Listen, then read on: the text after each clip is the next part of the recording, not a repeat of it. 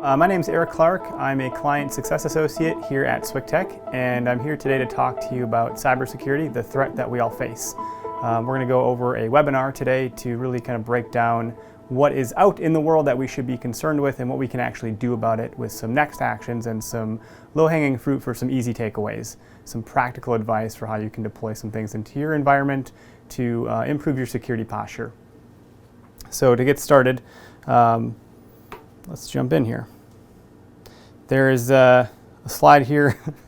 It's one of those word maps. It's malware, ransomware, virus, encryption, all of these words. It's a really loud space right now. There's a lot of chatter about a lot of buzzwords, and so I want to try to really distill this down into some key stories and anecdotes as to how an attack may have happened and what could have been done specifically to prevent that attack.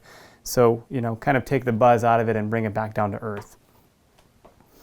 And really, when we look at cybersecurity, because it is such a big world, you can't boil the ocean. There's so many things you can do. Identifying what thing you should do or ought to do is kind of important when you're trying to prioritize this stuff. Okay, so I want to take a moment to talk about what we believe a attacker to look like in the traditional sense. Back in the early 2000s, we thought it was this bad actor in their grandparents' basement, and they were wearing this hoodie and they were doing all this coding and malicious activity and hacking things and such. And then the result of those things were very annoying. We would get a lot of pop-ups and it would be frustrating, and you maybe take your computer in somewhere and say, I have a virus, fix this. Things have really evolved a lot since then. And so what we thought a cyber criminal looked like has changed quite a bit based on their goal. Their goal is to get money, get funding. And with that goal in mind, they've had a great deal of success, unfortunately. And as a result, they're now able to fund this kind of cyber crime. And so that bad actor that was in your parents' basement or grandparents' basement or whatever that is, the reality of that attacker nowadays, the ones that have a goal of getting funded, have been funded, and they now look like a real business. And in some cases, those businesses are larger than the businesses here that are being attacked. They have full call centers, etc. So just trying to shift our perspective a little bit from thinking about an attacker with a hoodie doing malicious things to organized crime, overseas, big business. And so, things like having a help desk. These folks have a help desk. Why do they have a help desk? To help you navigate how to pay them if they are successful with a ransomware attack. So that help desk will help you set up a Bitcoin account. If you don't have one of those, don't worry. They'll take care of it for you. They'll make sure you're set up there so they can receive their money. Additionally, they'll even ask you for a review and a rating.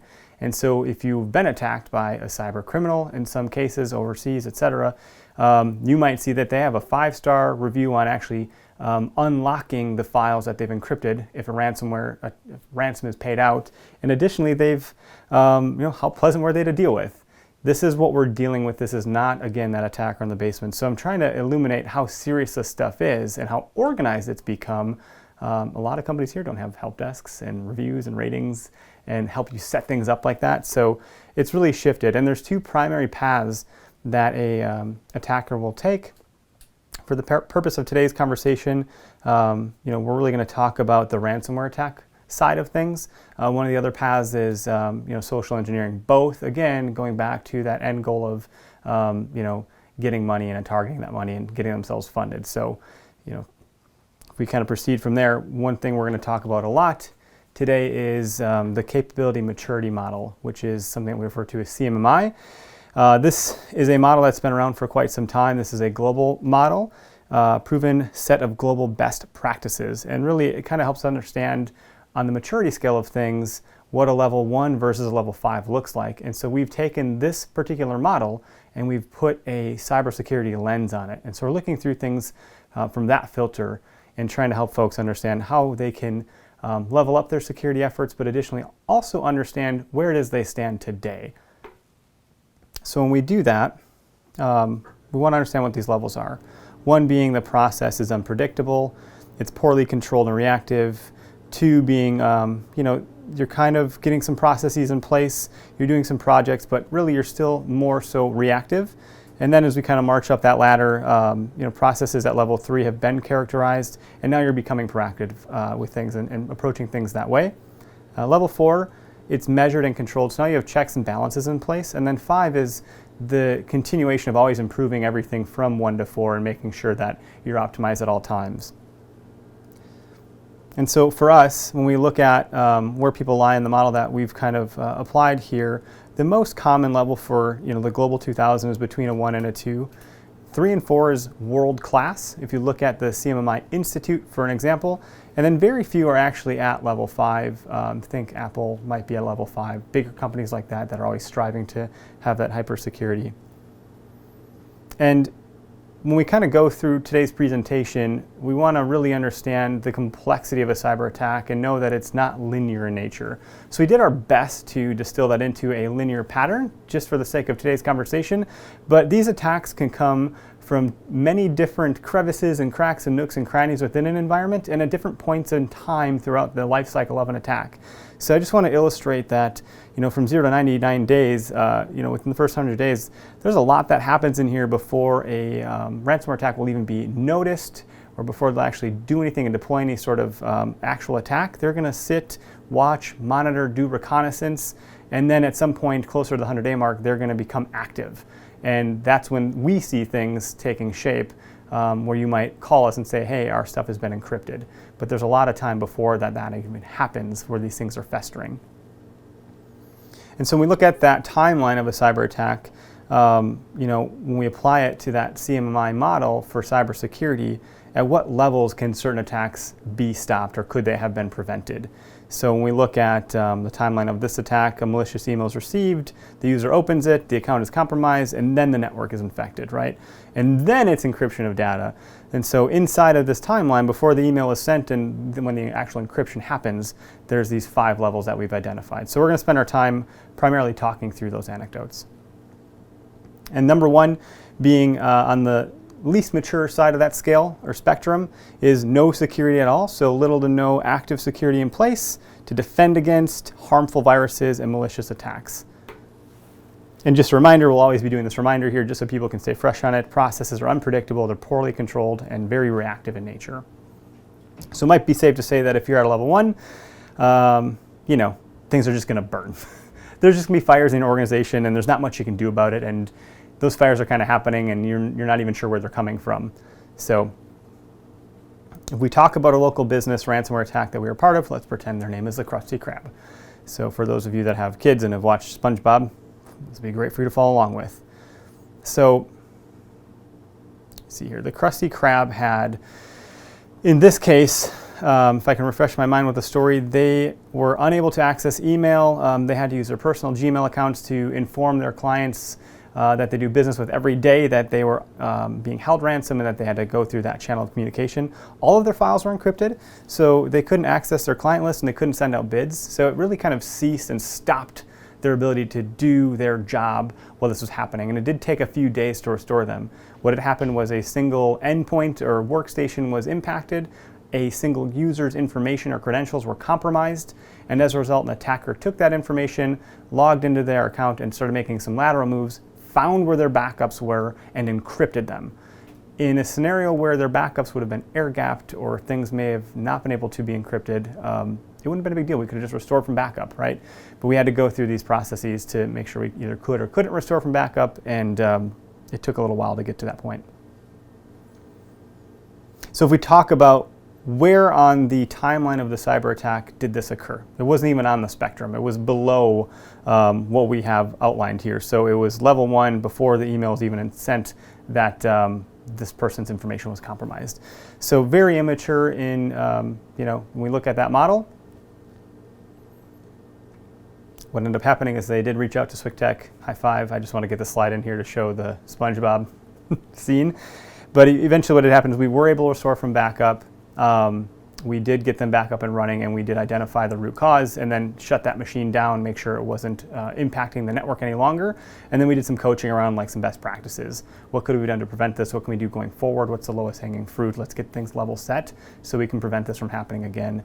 So in this example, by at least being on a level 2 on the CMMI model, they could have filtered out that email and the attack would have been stopped, right? If that person never would have got the malicious email that asked for their password where they gave it out, dead in its tracks, right? We wouldn't have had this problem if it email would have been filtered through. And with some really low-hanging fruit spam filtering options that we provide, it's pretty straightforward. So now let's do an example at level 2. So if you are at level 2 and you have entry-level security, antivirus software is in place. You're able to detect and remove software viruses from computers, including worms, trojans, and adware. And then email filtering is enabled to filter and scan messages, protect against potentially damaging and dangerous spam, imposter, and virus emails. So processes are characterized for projects, and you're often still kind of reactive, but some things are in place, right? So this is kind of like you should have the basics. So great picture here of Yoda.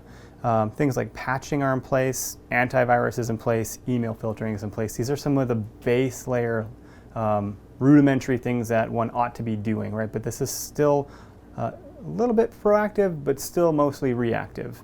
Antivirus is something that can really only do its job once the viruses come in, right? So how are we preventing all that?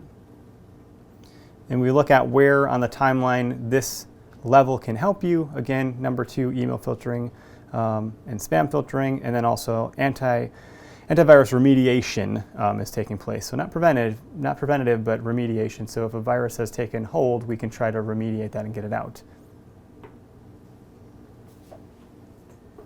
Then level 5, and then level 3, basic security. We're talking about there are systems in place to verify a user's identity using multi-factor authentication. So we're going to spend a lot of time on that.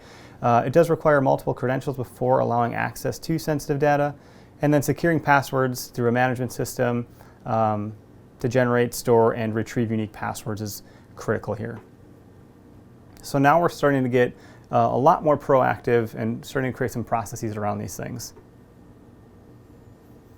Just want to call out, though, that the people side of this, like the social engineering that we touched on at the very beginning, is still really critical and important. We're just not spending our time there. But on the infrastructure side of things, there's a lot of things that we're putting in place there from a multi-layered kind of approach. So just wanted to call that out really quick, not to dissuade from the other. It's still very important that people are being trained and educated to look out for these things and have awareness around how they can stop those things themselves if they get to that point. Our job is to try to minimize as many of those things that are to come through as possible. And just a reminder, like, these things are very complex, right? These viruses can come in at any place, any point in your network and in your environment. So this is where we're going to get really preachy here. If you could put MFA on that would be great. What is multi-factor authentication, or MFA? It's something that you know, so knowledge factors, something that you possess. Most people these days have a smartphone, but there are paging systems and things like that too. And then a biometric factor, something that you are. So a lot of phones these days have a fingerprint reader or a Face ID component. A lot of computers have these things as well. So MFA being multi-factor, more than two-factor authentication is also another thing you could consider. MFA is just one step above that. And so what types of attacks can MFA really protect you from? Well, if we look at this example of a phishing attack, which is kind of what had taken place before, the attacker sends an email to the victim. They see that email, they open it, they click on the email, it goes to a phishing website. That victim then enters in their credentials. So this is very synonymous with the Krusty Krab example. And that attacker is prompted for a fingerprint or security question, right? That goes back to the something I have and something I am. In that case, the attacker does not have the phone, nor do they have the being of that person, right? The fingerprint of that Face ID. So at that point, this attack is dead in its tracks. It's not able to proceed any longer. Again, our job is to minimize these things from even coming through. So on the multi-layered security approach, we would minimize the number of these emails even coming through. But for the ones that do get through, because they maybe have been very socially engineered, we can stop those as well with MFA. And there's a couple more examples of this. So a brute force or reverse brute force attack is when an attacker collects a whole mess of stolen credentials.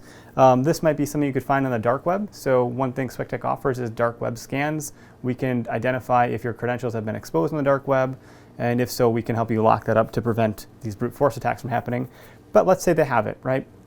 And so then they deploy these bots, and these bots run through algorithms, and they try to hack that password. In most cases, there's some success here for attackers. Again, they've been really good and highly funded at kind of getting that goal of getting money. But when those bots get the password and they actually try to log in, your phone buzzes, you pull it out, and you click deny, right? Now they're done. It's over. So another area where MFA kind of saves the day, it's that silent hero in the background, like the Avengers saving the world, you just never even knew it. And then man in the middle, one more example is, this one's a little bit more complex in my opinion, but the user might be at a local coffee shop or somewhere, and there's someone in the middle talking between what the user thinks they're talking to and what they are actually talking to. So it might look identical to the user, but really the man in the middle has set up some sort of fake environment and has then captured that information. But once they've captured it, again, MFA, your phone buzzes, you click deny, it's done. So it's hard to stress just enough how important multi-factor authentication is as a low-hanging fruit to prevent a wide range of attacks, even sophisticated ones like the man-in-the-middle attack or the brute force attack. And where do you apply it? So great, Eric, now I know about MFA, I understand what it is, I understand some of the concepts and types of attacks it can prevent from being successful, but what should I do with this? Where should it go? Places that Swick recommends applying multi-factor authentication are on your VPN. So if you're accessing a virtual private network, we recommend that once you enter in those credentials along the network, your phone will buzz and you click approve because it is indeed yourself, right? On accounting, we want you to protect money and decisions by and large. So anyone that's in charge of finances, if you're using QuickBooks or Sage or any other accounting platform, we want to put MFA on that. So when someone is logging into that information in that line of business application software, they're prompted for that MFA code. And then email is the other obvious one. So for most of our clients that are using Office 365, it's relatively simple to set up, but that's another place when you're logging in. If we can prevent those credentials from being exposed to an attacker, MFA is a great place for that as well. These are the three top places we would recommend putting MFA. And who needs it? I kind of touched on this, but people that make decisions and financial controllers. The people that make decisions from a social engineering standpoint, if their contact information and their profile is spoofed, they might tell someone to do something like pay an invoice, and it might not be them. So if we can put MFA and things in place that they have access to and control, we can prevent that from happening. But then again, on the financial side of things, anyone that's in charge of money decisions and actually moving money, et cetera, through those accounting platforms, those are the two areas you want to start with. We recommend helping everybody everywhere, but if you had to pick something, again, you can't boil the ocean, this is the best place to start. So there's an attack in August of 2019 that impacted 22 Texas towns, right? So think about that employee, what they had gone through that day. They get into work, I think it was a Monday, Tuesday, whatever it was. They can't access certain things, right? They can't access the utilities, a 911 worker, maybe they can't access the calls. It starts to get pretty grim. Title employees that do like mortgage processing can't close on homes, so the ripple effect of that is pretty great. But then you look around to your left and your right and you realize they can't access systems either, and then you hear a news press release from the governor saying, look, 22 towns have been impacted. Government work cannot be completed today. And not only today, for example, it was 3 business days that this had gone on before they had a full recovery. They didn't have to end up paying the ransomware, but they were asking $2.5 million for the ransom of encrypted systems. So it was, the recovery cost was probably greater than that when you consider all of the payroll and downtime and the impacts of those things. I think it was estimated around $18 million in recovery cost. So I almost wonder if they would have been better off paying it. Our recommendation is to not. That being said, this is something where the root cause, when forensic evidence had kind of come in and tried to do an investigation, it turned out that a password was compromised. The hackers got a hold of a line of business software application, and there's a number of passwords in there. They had some luck with a few of them. One of them was able to infiltrate one of the networks, and then they made lateral movements from there. So, if we look at kind of the impact of this, no one could buy houses, title services were offline, no one could pay their water bill. That might be a good thing for some people if you can't pay your bill. If you're responsible adult, like most of us, obviously want to pay your bills on time. Court cases were delayed because public records couldn't be, or were also encrypted, so you couldn't access those. And then even really interesting things like birth and death certificates were not available online, and the city couldn't accept utility payments from any of its 13,250 residents. So just a whole gamut of problems. When you think about the fact that a password had been obtained and compromised and then used against, if they had multi-factor authentication, the moment someone would have tried to log in with that password for whatever user was compromised, that user would have gotten that alert and they could have clicked deny. That attacker wouldn't have had that extra credential to then get into the system. Again, this attack could have been prevented before it ever got started. So it's really hard to stress just how important multi-factor authentication is, but this is an example where a very large-scale attack affected more than one community, several in Texas, very recently, and could have been stopped. And so on the timeline of that attack, if we look at, now we're at level 3, what could have been prevented, right? Access blocked by multi-factor authentication. Again, if we look at what's being done at level 2, is this is a prerequisite, the likelihood of those things even coming through via email and getting filtered out, et cetera, could have also minimized the, the result of that attack, or minimized the ability for it to take effect. So I want to take a moment to talk about what tools Swick Tech uses. So this is a little bit more technical than my title and role here, but for those folks interested, we use Microsoft Office Multi-Factor Authentication. This is an app that lives on most employees' cell phones. And so you open up this app and it's got a bunch of codes in here. So when prompted by trying to log into something, we now are prompted to enter in this code that's on this piece of equipment here on the phone. In some cases, it's a simple approve or deny. And then additionally, we use VPN multi-factor authentication. One of the areas I recommended applying MFA was on VPN access. So that's a tool that we use for that. And then something I haven't really touched on yet is a password vault, or a passportal password vault. This is a place that stores passwords securely so they can be unique and readily available. So now you're not memorizing your dog's name, putting a number at the end of it with an exclamation point. This is passwords that are upwards of 16 characters that are highly unique. Think like a vehicle VIN number, something to that level of complexity. But you don't have to memorize it because it is stored in a password vault, and then you put MFA in that vault to make sure that no one can get to it. So protecting those things and giving yourself a stronger ability to be protected. Now we're up to level 4, and so if we're being proactive, now we're doing some very interesting things like advanced email signatures. Encryption methods are in place to verify the authenticity of the sender. So email authentication policies are able to ensure only authorized accounts can send on the behalf of your domain. I think of that like if Grandma Susie sends me a letter in the mail, and I get that letter, I know it is indeed from Grandma Susie, right? Someone else didn't spoof her name and I got this letter in the mail from someone that wasn't her. So there's things that are put in place on the traditional post office side of things that we're talking about here for digital signatures to make sure that when Eric Clark sends an email, it is indeed saying that, yes, I did send that email, so no one's spoofing me. And now when we look at kind of where we're at on this CMMI model through the security lens, processes are measured and controlled. So now we're doing some things by putting checks and balances in place. Like we're checking to make sure that Eric Clark is who he says he is. And that's one check and balance that we're going to talk about here. Some of the tooling around this from the technical perspective, Swick Tech heavily uses Microsoft Exchange Online Protection, also referred to as EOP. We're very big on acronyms. Another one is ATP, which stands for Advanced Threat Protection.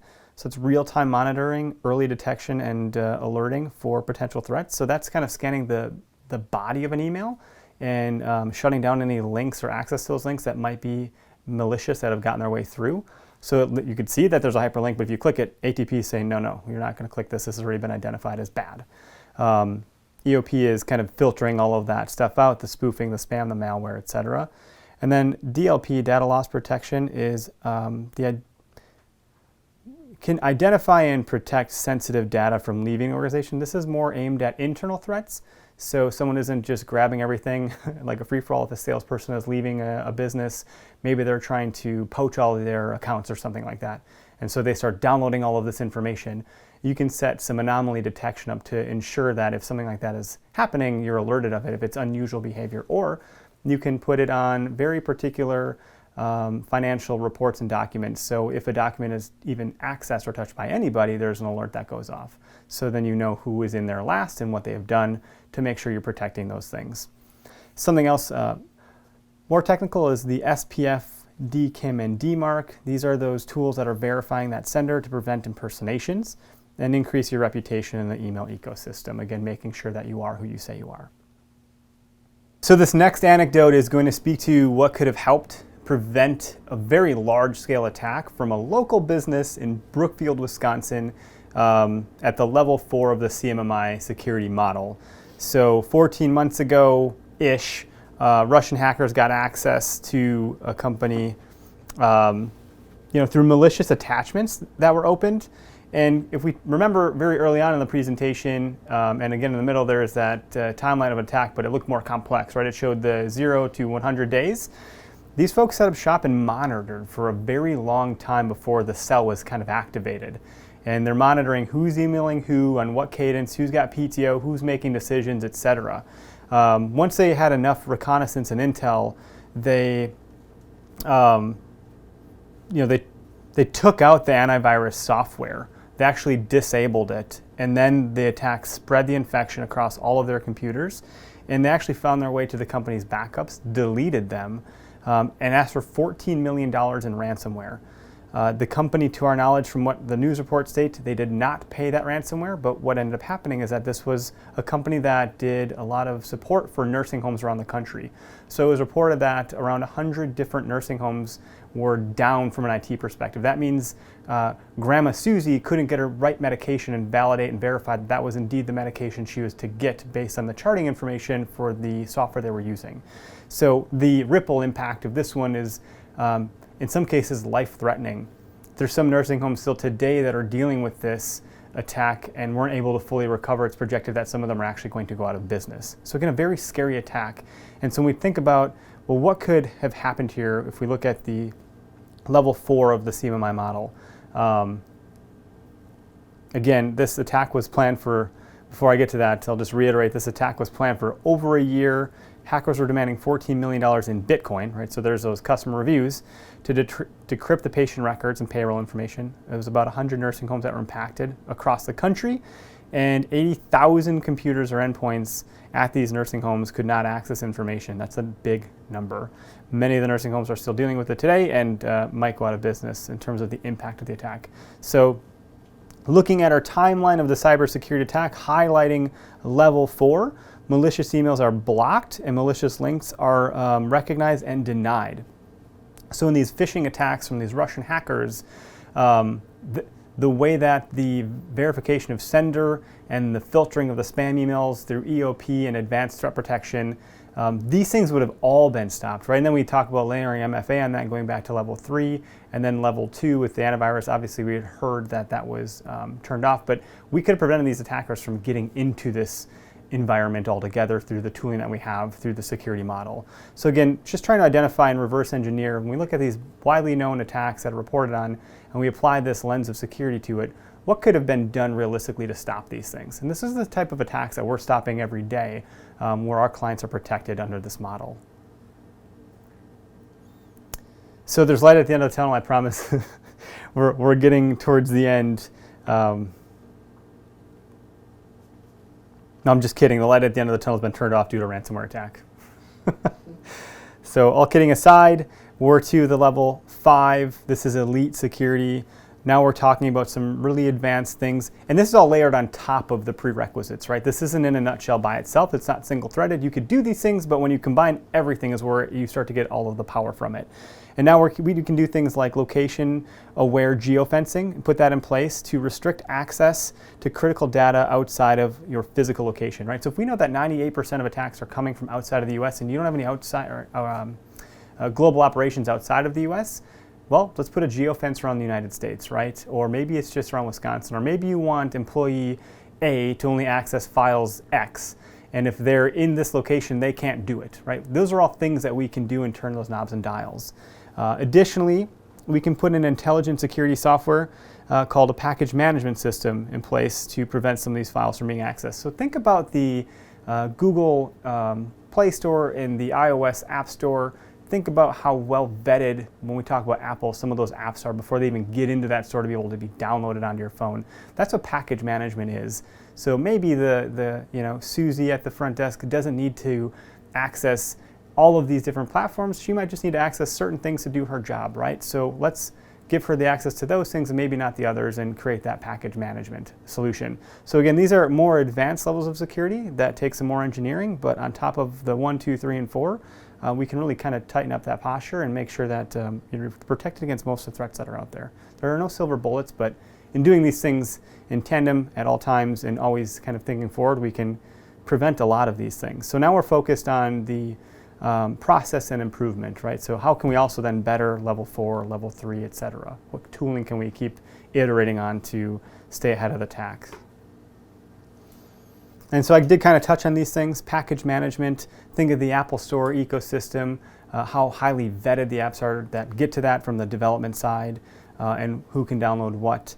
And then continuously improving your processes to be as proactive as you can. And another interesting thing to consider is just the geofencing. What can we protect, where, and who is accessing what in various locations? So our takeaways from today's webinar are: put MFA on it. Multi-factor authentication has been able to stop a lot of attacks in its tracks. It's relatively low-hanging fruit, simple enough to deploy. We can obviously help with that. We can train to it, etc., whatever the needs might be there. And then treat your network as if it's already infected. So something that is a way of thinking about things. There's a lot of folks that won't take cybersecurity seriously until they have some sort of catalyst event. We're saying, look, if you're not protecting yourself, it's not if, it's when. And so really think about, if your network were infected this instant, what would you do differently? That's something I want to implore everyone to consider and think about. And remember, cybercrime is big business. This isn't the hacker in your basement any longer wearing a hoodie. These are real businesses overseas with huge budgets, and their only purpose in life is to infiltrate our networks, cast a wide net, find weaknesses, and exploit them. So it's not that you're being specifically targeted, but if there's a weakness that's identified, like you're still running Windows Server 2003 or 2008, now that it's been deprecated, or Windows 7 machines, you might be at risk.